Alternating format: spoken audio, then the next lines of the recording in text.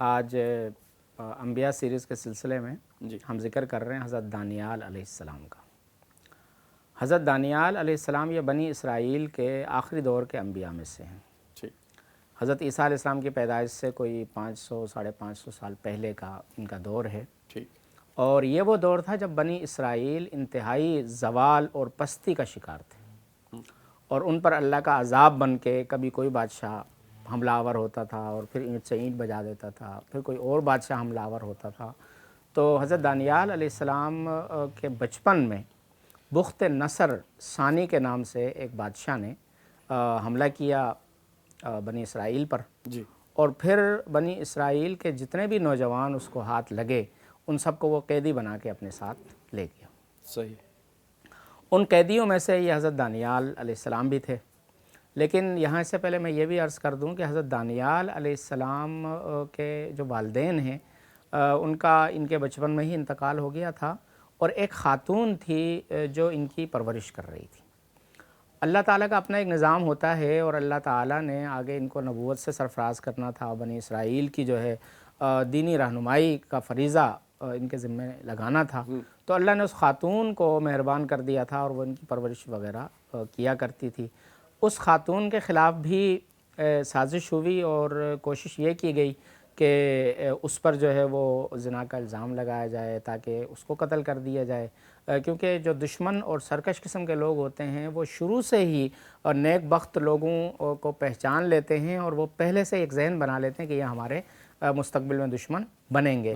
تو جو شر کی علمبردار قوتیں تھیں انہوں نے اس خاتون کو بھی جان سے مارنے کی کوشش کی، اور بادشاہ کے خاص جو 2 جج تھے ان کو استعمال کیا گیا، اور ان کی عدالت میں ایک کیس چلا۔ بالآخر جو ہے وہ الزام ثابت ہوا۔ الزام ثابت ہونے کے بعد ایک دن مقرر ہوا کہ سارے لوگ جمع ہو جائیں، اس خاتون کو بدکاری کی سزا دی جائے گی۔ بادشاہ دل سے اس بات پہ مطمئن نہیں تھا کہ یہ اس لیے کہ وہ خاتون جو ہے وہ بادشاہ کے پاس بھی آتی تھی، دینی حوالے سے اس کی رہنمائی کرتی تھی، یعنی یہ پیچھے انبیاء کے سلسلے کی کوئی نیک بخت خاتون تھی، اور بڑی عمر میں اللہ تعالیٰ نے ان کو زندہ رکھا ہوا تھا، اور وہ بادشاہ کو نہیں یقین آ رہا تھا کہ ایسا ہو سکتا ہے۔ اس نے اپنے وزیر کو بلایا اور اس کو بلا کے کہا کہ بھئی اس معاملے کی کوئی چھان بین کرو۔ اس نے کہا جی چیف جسٹس صاحب نے جب فیصلہ دے دیا ہے تو اب ہم کیا کر سکتے ہیں؟ صحیح۔ انہوں نے کہا نہیں، مجھے نہیں شرح صدر ہو رہا، کچھ کرو۔ اچھا جی کرتا ہوں۔ وہ پریشانی کے عالم میں وزیر باہر نکلا ہے، دیکھا بچے کھیل رہے ہیں آپس میں، ان بچوں میں ایک یہ دانیال بھی ہیں۔ صحیح۔ وہ نہیں جانتا، صحیح۔ وزیر نہیں جانتا کہ یہ کون ہے۔ تو حضرت دانیال جیسے بچے کھیل کھیل میں کبھی کچھ کھیل رہے ہوتے ہیں، کبھی کچھ کھیل رہے ہوتے ہیں، تو حضرت دانیال کہتے ہیں کہ جی آج ہم عدالت لگاتے ہیں۔ اچھا۔ ایک بچے کو کہتے ہیں کہ تم جو ہے نا وہ فلاں خاتون بن جانا جس کے اوپر جو ہے آج کل کیس چل رہا ہے۔ صحیح ہے۔ اور پھر 2 کو کہتے ہیں تم قاضی بن جاؤ۔ صحیح ہے۔ مقدمہ جاتا ہے، اس کے بعد فیصلہ ہوتا ہے۔ فیصلہ ہونے کے بعد جناب بالکل سنسار کرنے کا جب وقت قریب ہوتا ہے تو یہ خود جا کے تخت پہ بیٹھ جاتے ہیں بادشاہ بن کے۔ اچھا۔ کہتے ہیں صبر کرو۔ پھر وہ جو 2 جج ہیں ان میں سے ایک کو بلاتے ہیں اور اس کو تخلیے میں لے جاتے ہیں، اس سے کہتے ہیں کہ تمہیں اس بات کا یقین ہے کہ اس خاتون نے یہ جرم کیا ہے؟ بالکل یقین ہے۔ اچھا جی کس کے ساتھ ملوث ہے؟ فلاں شخص کے ساتھ۔ صحیح۔ کوئی سا بھی نام، اور کس موقع پر، کس دن، کون سی جگہ، وہ ساری چیز کلیئر ہو جاتی ہے۔ اس کے بعد اس کو واپس کر کے دوسرے کو بلا لے۔ صحیح۔ اس سے بھی یہی سوالات کرتے ہیں۔ تو اب ظاہر ہے دونوں نے پہلے کوئی پلاننگ تو کی نہیں ہوئی، یہ نہیں تھی، انویسٹیگیشن ہے۔ ہاں جی، جس کی وجہ سے دونوں کے بیان میں تضاد آ جاتا ہے۔ صحیح۔ اب جب تضاد آتا ہے تو بادشاہ سلامت فیصلہ سنا دیتے ہیں کہ اس خاتون کو بری کر دیا جائے اور ان دونوں کو اس کی جگہ پر سنسار کر دیا جائے۔ یہ بات کلک کرتی ہے وزیر کے دماغ کو، اور وہ بادشاہ کو جا کے کہتا ہے کہ یہ ایک طریقہ ہے خفیہ انویسٹیگیشن کی جائے۔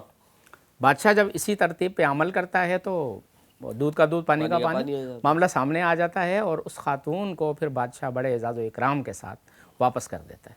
تو اللہ تعالیٰ نے ایک نبی کی پرورش کرنے والی خاتون کو کس غیبی انداز میں ایک کتنے بڑے الزام سے بچایا۔ سبحان اللہ، یہ بھی اللہ کی مدد ہے۔ بے شک۔ تو حضرت دانیال ابھی لڑکے ہیں، ان کا لڑکپن کا دور چل رہا ہے، بخت نصر ثانی نے حملہ کیا اور سارے نوجوانوں کو اور قریب البلوغ جو بچے تھے ان کو بھی قیدی بنا کے اپنے ساتھ بابل جو اس کا اپنا ملک تھا وہاں لے گیا. پھر وہی غلامی والی زندگی، ذلت والی زندگی. لیکن حضرت دانیال چونکہ سمجھدار تھے اور بادشاہ وقتاً فوقتاً جو ہے وہ ان کی عقل مندی سے متاثر ہوتا تھا، تو ان کو کہا کہ تم میرے ہاں ملازمت کر لو، صحیح. میں تم سے مشورے وغیرہ لے لیا کروں گا. یوں حضرت دانیال جو ہے وہ بادشاہی کہہ لیں کہ قصر صدارت تک اور قصر بادشاہت تک ان کی رسائی ہو گئی. وہ وہاں تک پہنچ گئے اور بادشاہ ان سے مشورے وغیرہ لیتا رہا. پھر ایک وقت ایسا آیا کہ بادشاہ نے خواب دیکھا اور وہ بڑا پریشان ہوا. آگے پیچھے اس نے جب معلومات تعبیر وغیرہ پوچھی ہے تو کوئی نہیں بتا پایا. تو حضرت دانیال سے پوچھا. انہوں نے کہا کہ جی یہ جو خواب ہے نا، یہ تمہارے حق میں مجھے اچھا نہیں لگ رہا. تمہاری حکومت ختم ہونے والی ہے، بشرطے کہ یہ جو بنی اسرائیل کو تم لے کر آئے ہو نا، اور ان کا دانہ پانی بھی تم نے بند کیا ہوا ہے، بس ایک وقت کی ایک روٹی، تو ذرا ان پر تھوڑا سا اپنا ہاتھ وسیع کرو اور ان کی ضروریات کی تکمیل کرو. تو یہ جو غریب الدیار لوگ ہیں، مظلوم لوگ ہیں، ان کی دعا کی برکت سے ہو سکتا ہے چند سال تم اور چل جاؤ، ورنہ خواب سے تو یہی معلوم ہوتا ہے کہ تمہاری حکومت ختم ہو رہی ہے. اس نے کچھ ان کے ساتھ اچھائی کی جس کی وجہ سے چند سال وہ اور چل گیا، اور اس کے بعد پھر اس کی حکومت یوں ختم ہوئی کہ زوال کے دن شروع ہو گئے. کبھی کہے تھے، کبھی جو ہے وہ خزانے میں پیسہ نہیں ہے، کبھی کچھ ہے، اس طرح کے مسائل جو ہے وہ شروع ہو گئے. پھر وہ انتقال کر گیا، اس کی جگہ اس کا بیٹا آ گیا، اور بیٹے کی حکومت میں بھی حضرت دانیال جو ہے وہ اس کو مشورے وغیرہ دیتے رہے. پھر بیٹے نے ان کو بابل کا گورنر بھی بنایا. اچھا جی آپ بڑے زیرک ہیں، سمجھدار ہیں، ان کو گورنر بنایا گیا. اور پھر حاسدین تو ہر جگہ ہوتے ہیں. حاسدین نے اس کا ذہن بنانے کی کوشش کی اور حضرت دانیال کے خلاف اس کو اکسایا، بھڑکایا کہ جی یہ جو ہے وہ تمہیں غلط مشورے دے رہے ہیں. بہرحال جو نبی کے مقابلے میں آتا ہے پھر اللہ تعالیٰ خود ہی جو ہے وہ اس سے بدلہ لیتا ہے. تو اس کی حکومت بھی ختم ہوئی، اور ایک اور ملک کا بادشاہ تھا دارا، اس نے آ کر حملہ کیا اس ملک پر اور قبضہ کر لیا. صحیح. دارا کی حکومت آ گئی. تو دارا کی حکومت میں بھی اس نے بنی اسرائیل کو جو ہے تھوڑا سا ان کو سپورٹ یوں کی کہ ان لوگوں پر بڑا ظلم ہو رہا ہے، لہٰذا میں مظلوموں کو ان کے حقوق دوں گا. تو اس اعتبار سے بنی اسرائیل کے جو پڑھے لکھے سمجھدار زیرک قسم کے لوگ تھے، ان کی ایک کونسل بھی بنائی گئی تاکہ اپنے معاملات کو خود حل کریں. اس میں حضرت دانیال بھی شامل تھے. بہرحال دارا کے دور میں حضرت دانیال کو دوبارہ سے اللہ تعالیٰ نے ایک موقع دیا. وہ لوگوں کو سمجھاتے تھے. حاسدین نے یہاں پر بھی کوشش کی اور بادشاہ کو یہ کہا کہ دیکھو یہ بنی اسرائیل جو ہے نا، یہ دل سے تمہارے ساتھ نہیں ہے، اس لیے کہ ان کا دین بھی الگ ہے. صحیح. اور یہ بس وقت گزاری کے لیے اور اپنے فائدے کے لیے آپ کی ہاں میں ہاں ملاتے ہیں. لہٰذا آپ ایسا کریں کہ ایک قانون بنا لیں کہ جو شخص بھی آئے گا وہ بادشاہ کو سجدہ کرے گا، اور 3 دن تک یہ قانون آپ نافذ کر دیں، بنی اسرائیل کا خود ہی پتہ چل جائے گا. صحیح. حضرت دانیال جب دربار میں آئے اور کہا گیا کہ سجدہ کریں تو انہوں نے کہا میں تو سجدہ نہیں کروں گا. بادشاہ نے کہا قانون ہم نے بنایا. انہوں نے کہا تم نے تو قانون بنا دیا لیکن اللہ کا حکم یہ نہیں ہے، غیر اللہ کو سجدہ کرنا یہ ہمارے ہاں شرک ہے، حرام ہے، لہٰذا میں سجدہ نہیں کروں. یہ نہیں ہو سکتا. بادشاہ نے کہا اچھا تو اس کی سزا تمہیں معلوم ہے؟ کہ جو بھی سزا ہے میں اس کے لیے تیار ہوں. کہا اس کی سزا یہ ہے کہ خونخوار قسم کے جو شیر ہیں نا، ہم ایسے آدمی کو ان شیروں کے پنجرے میں پھینک دیتے ہیں، پنجرہ بند. اب وہ شیر جو چاہیں کریں، تو یہ تمہاری سزا ہے. حضرت دانیال نے کہا بالکل میں تیار ہوں اس کے لیے بھی. ان کو شیروں کے پنجرے میں پھینک دیا گیا. اللہ.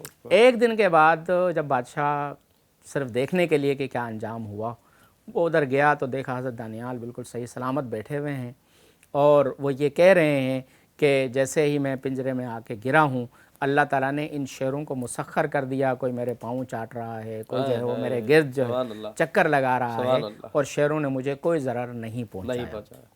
اس پہ دارا کو یقین ہوا کہ یہ واقعی حق پر ہیں، تو ان کو باہر نکالا، مزید اعزاز و اکرام میں اضافہ کیا. پھر حضرت دانیال علیہ السلام نے بنی اسرائیل کو اللہ تعالیٰ نے یہ جو ایک جھٹکا دیا تھا، یہ اس لیے دیا تھا تاکہ وہ تھوڑے سے جو بہت زیادہ حق سے دور ہوتے جا رہے ہیں تو کچھ ٹریک پر آ جائیں. تو انہوں نے محسوس کیا کہ اب بنی اسرائیل کچھ ٹریک پر آ گئے ہیں.